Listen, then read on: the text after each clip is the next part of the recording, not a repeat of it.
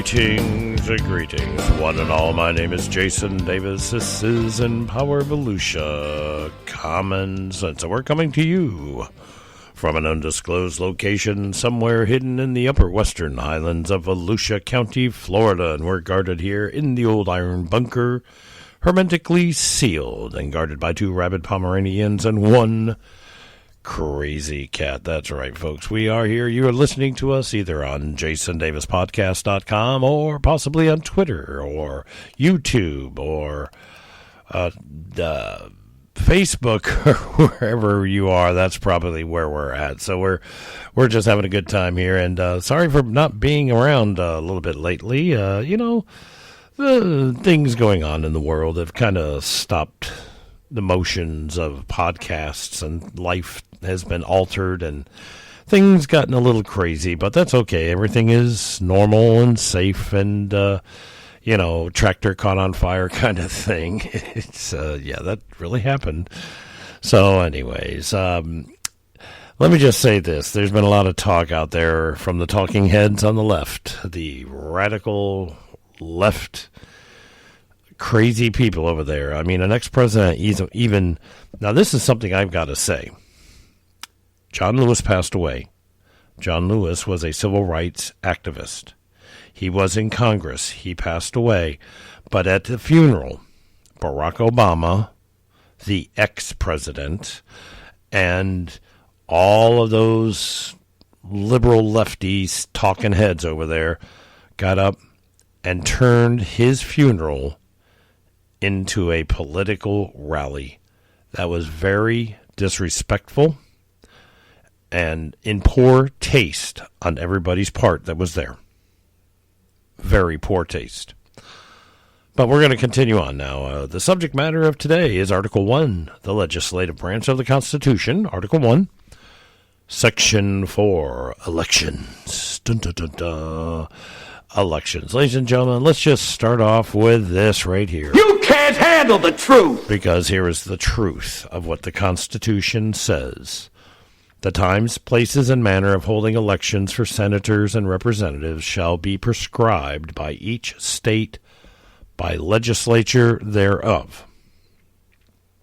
In other words, your state legislation, senators and governors, will make rules about the times, places, and manner of holding elections for senators and representatives. Basically, the election laws of the state of Florida are governed by our state legislature, just like Missouri and Michigan and Vermont and New Hampshire and New England, California, everybody.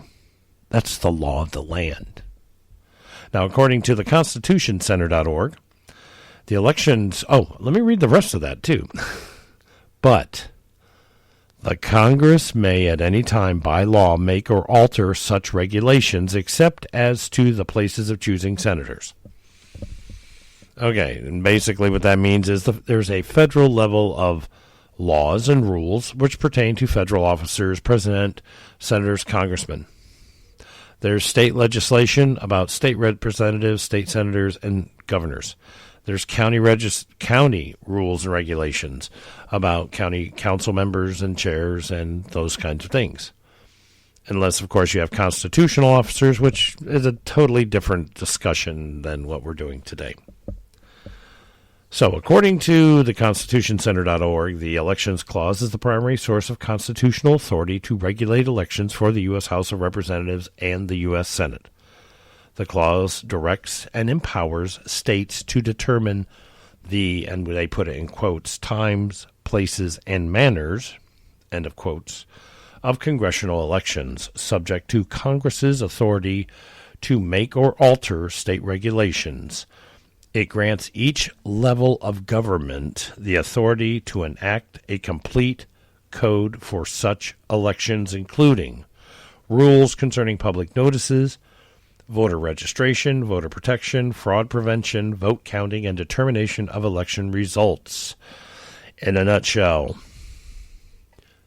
Volusia County can make their rules about their elections. The state of Florida can make rules about their elections. And when it comes to the federal election laws, the federal government makes rules about those elections as long as they do not conflict with either of the other rules of elections. It's simple. All the laws are supposed to work together. Although the Elections Clause makes states primarily responsible for regulating congressional elections, it vests ultimate power in Congress. Congress may pass federal laws regarding or regulating congressional elections that automatically displace any contrary state statutes, or enact its own regulations concerning those aspects of elections that states may have not addressed. In other words, the 10th Amendment to the Constitution says any powers not given to the states are just the power of the state. If the government didn't say, okay, in the Constitution, you have to do this or that, basically the 10th Amendment says that the states can make the rules that the federal government doesn't make. Election laws are very similar. As long as the state laws do not contradict with the federal law as far as elections, lo and behold, the law stands on the state side. The framers of the Constitution were concerned that states might establish unfair election procedures or attempt to undermine the national government by refusing to hold elections for Congress. They empowered Congress to step in and regulate such elections as self-defense mechanism. In other words, during the signing of the Constitution in the late 1700s, in the 1770s, there was an argument about whether or not we should have a constitutional form of government or confederacy. Yes, there were articles of confederacy that were preemptive to the Constitution, which gave basically the federal government no authority and gave all the authority to the states. You would have to read the Articles of Confederation, circa 1778, I believe. You'd have to look that up. But there you go. On occasion, Congress has exercised its power to make or alter the rules regarding or concerning congressional elections, and some of its laws lie at the very heart of our modern electoral process. It has established a single national election day for congressional elections. That was one of the rules the federal government made.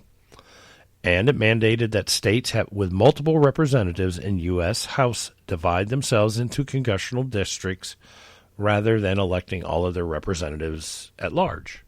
In other words, in the early days, it was a laundry list of people to vote for, and you had to vote for, 10, 20, 30, 40. It all depended on how many people were running for office in that state. Now we have districts, thank goodness, because there's a lot of people you'd have to vote for. Right now you only have to vote for one congressman and one senator. That's pretty nice. Congress also has enacted statutes limiting the amount of money that people may contribute to candidates for Congress, requiring that people publicly disclose most election-related in-kind spending, and mandating that voter registration forms be made available at various public offices, and requiring states to ensure the accuracy of their voter registration rolls.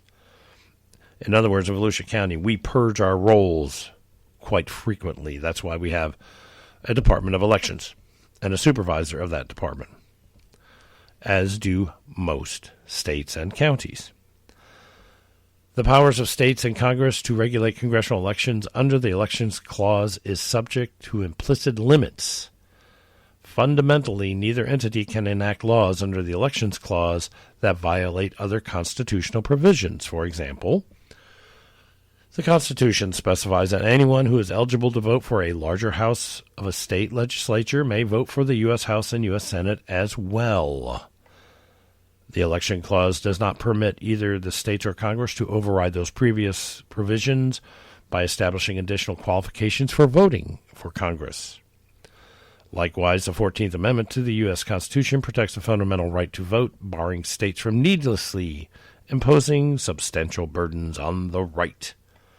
In other words, they can't make you have to own land, which was one of the Jim Crow laws. All you have to do is just be a citizen of the state. Get your driver's license and bang, there you go. You've got voter's registration too.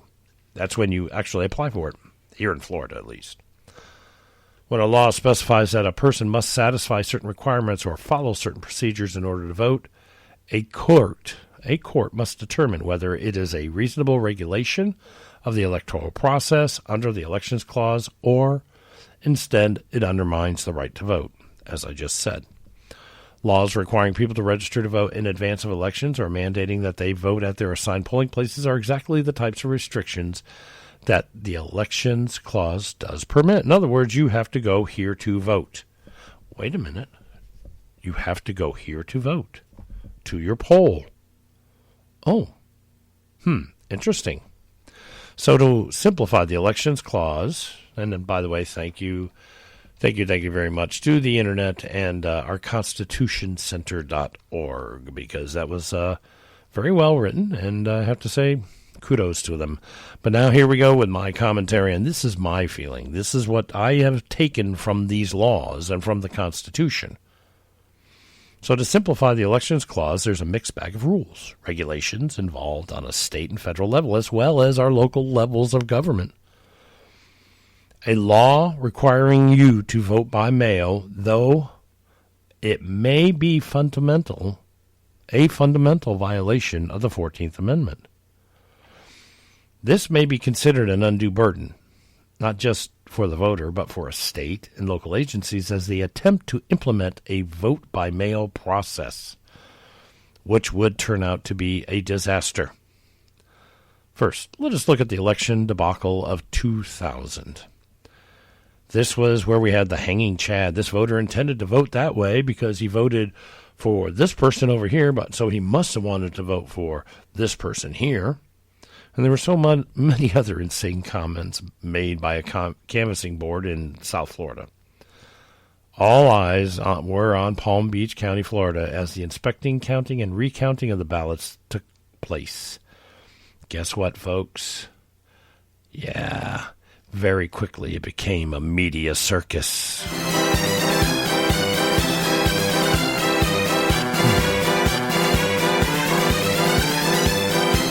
This was just one county in Florida, and it took over 30 days to rectify that problem. And the Supreme Court of the United States actually had to get involved.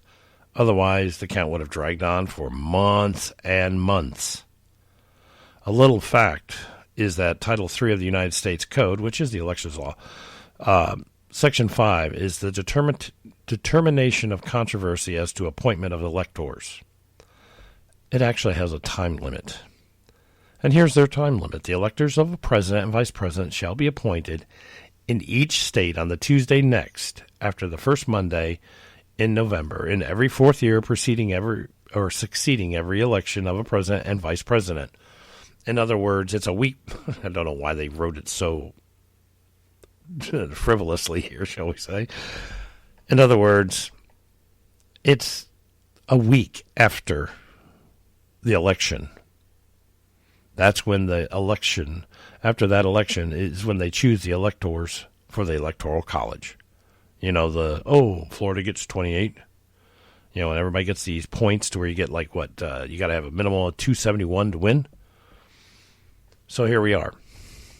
The talking heads are throwing out there into the public discussion that we could do a vote by mail elections. So let's dissect that idea for a moment, if we may. Now that you know the law, folks, now that you know what's going on, first let me premise this conversation by saying this. There are a lot of dishonest people out there in this country and in this world. Some actually are in elected positions. This is why we have laws. So, when you go into a poll to vote, here's one of these little crazy ideas. This is why they want mail-in ballots. Because if you go to a poll to vote, you have to show some sort of ID, a driver's license, a state ID or something. Yeah, every state does require that, so they know where your district is for congressional seats, for county seats, for city mayors. If, I live in Pearson, what am I going to go vote for the mayor of Daytona? Or Orlando? Goodness sakes, no, that would not make any sense. So every state I've ever lived in and voted in, and there have been quite a few, even voted in foreign countries on my ballot, basically Every state I've ever lived in and voted in has required an identification. So I show them my driver's license. I look up my name, my address. Oh, here's your ballot. Because they make different ballots for different districts. So basically, there's one argument that they have that's pretty much in the garbage can. That ends the conversation about voter ID. It's your driver's license or state ID. Identify yourself so we know where you live so that you can vote on the appropriate ballot. If you don't have a driver's license and you don't have a state ID, you can't vote.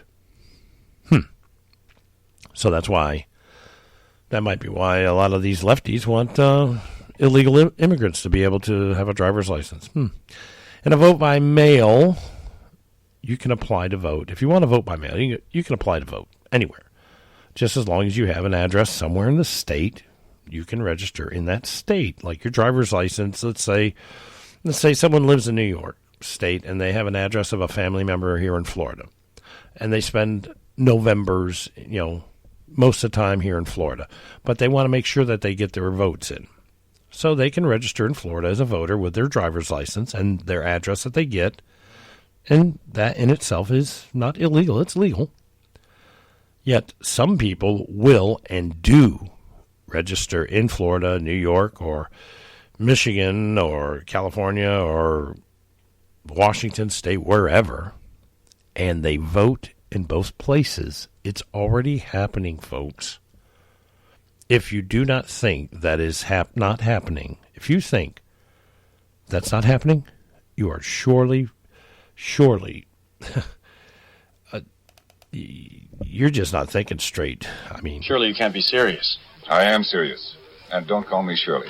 So, with that, the problem here is that the states do not cross-reference with other states to see who's double or triple registered for voting or driving. It's actually a felony to have two driver's licenses, and you have a driver's license for New York, you have a driver's license for Florida. It's actually illegal to have two driver's licenses. But anyways, so then they request an absentee ballot to be sent to their quote-unquote vacation home in New York from Florida, and it is sent. No questions asked. They do that, and bang-o, voter fraud has been committed. Because they're voting in New York, and they're voting in Florida. Now, the Democratic side of the government has been claiming for 4 years now that the Russians have interfered with our elections.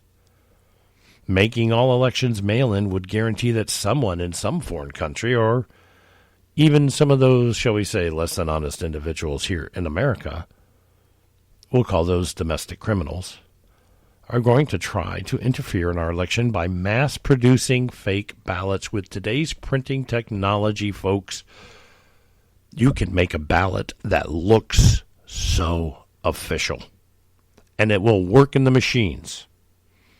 Calling them out, or they'll be mailing them out, or just sitting around filling them out, and then mass sending them in back to the supervisor of elections office, or personally carrying them in and dropping them off somehow, thus inundating the supervisor's office and basically causing the possibility of inaccurate counts. People don't think about that. There are people out there that would do this just to see their candidate win. And if they printed out 500 votes, 500 ballots, and they sent it out to 500 friends, there we go, folks. I mean, now you have a whole bunch of people cheating on the election. Here's a little-known statistic. So, statistically speaking, 50% of all residents of the United States are actually registered to vote. And only about 50% of those actually do vote. So that means 25%, really, of the population in America votes. What? Yeah, that's it. People don't realize that, there's actually very small voter turnout. So, if you've got, let's just say, 65% of your voters turn out, that might want to throw up a yellow flag in your voting districts and your supervisor of elections to say, hey, maybe we need to look into some of these. This is a reason for some sort of a little minor investigation. Let's look to see if this is accurate. But if there should be 75 to 100+% turnout, and yes, I have heard of 100 and 5% turnout before, there should be a major investigation and a holding of the election and hold the election results until all of the ballots are verified. Unfortunately, this will take time, and the outcome of the elections would be held up, and someone should go to jail. You know, I've sat on these canvassing boards, and let me say, they are extremely boring.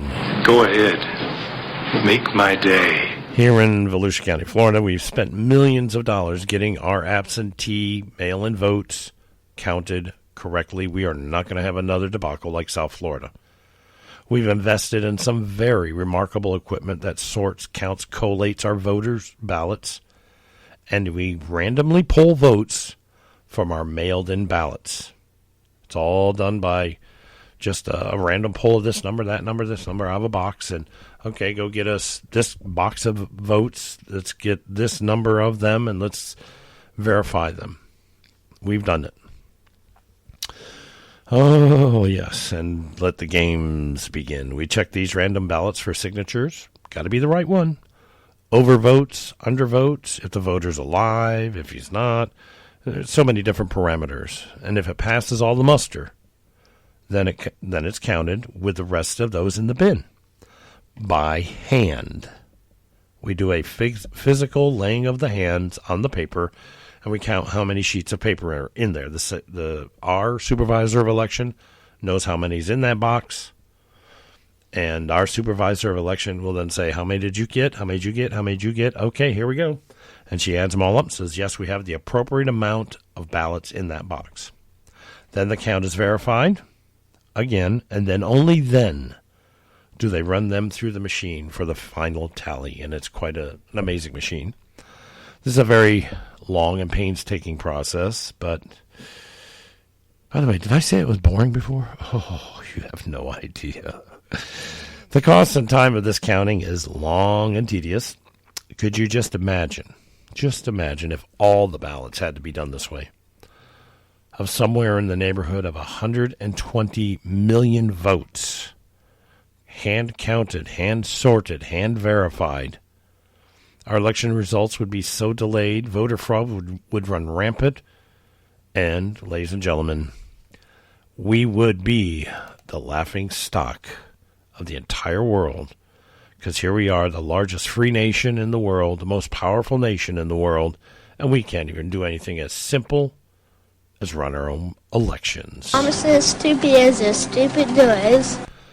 The saving grace of this is that the Congress would have to pass a bill to enact mail-in ballots, as stated by the Constitution. The Senate would then have to also pass that bill, as stated in the Constitution. And then the President would have to sign it into law. At this moment in time, we're safe, unlike what the talking heads are saying, that they want to make it happen right now, and, your votes, it'll be delayed for months. No. They are lying to you. Barack Obama lied to you, and anybody that will sit there and say, well, we're going to do a mail-in ballot this year is lying to you. You have to go through the process of legislation to pass the law. And do you honestly think President Trump's going to pass that law? I can guarantee you that the Republican-led Senate and this president will not sign off. Not going to happen. Especially with the House of Representatives that are just all about impeaching Trump, and they really don't do anything else. They haven't even read their own Constitution to know what they have to do. So yes, folks, as you've just heard, if there was a national mail-in ballot program, believe me, there would be so much corruption, so much fraud, cost involved in it for just the equipment to count them. Our little machines count like 1,000 ballots in a minute. They're expensive machines. Believe me, it would be total mayhem, and we would not have viable results from our elections for months. I could see them hand counting in Volusia County over 150, maybe 200,000 people vote every election. Do you know how long it would take to count and collate and verify those ballots? Because they would all have to be done by hand. So fear not, my fellow American. We will be running our elections as normal. You'll be walking into the polls just as you walk into Walmart or Home Depot, Lowe's, McDonald's, Burger King, Wendy's, Pizza Hut, or any other store in America that you walk into. Just remember, you just have to wash your hands. That's right. Keep your distance from others. Keep a little space. Wear your mask. Whether it works or not, just wear it. And most of all, and importantly of all, you got to use some common sense.